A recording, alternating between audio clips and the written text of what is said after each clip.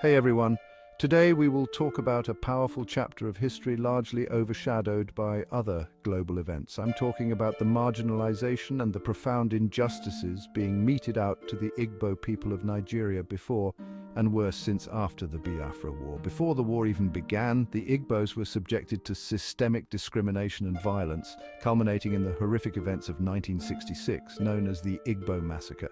Thousands of Igbos were brutally killed, sparking fear and leading to the declaration of the independent state of Biafra in 1967.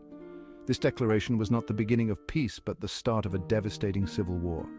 Nigerian forces, backed by the UK and the Soviet Union, blockaded Biafra, leading to a famine of unimaginable proportions.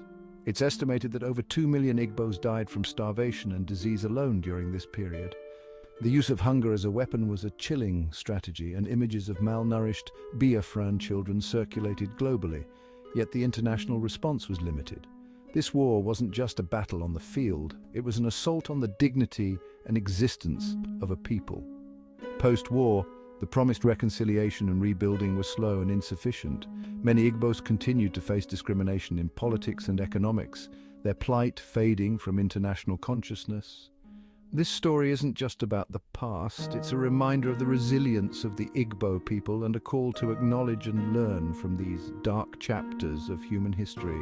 Let's ensure that the lessons of Biafra inform our present and inspire a more just future. Thanks for tuning in, and don't forget to think about history, because understanding our past is crucial to shaping a better world.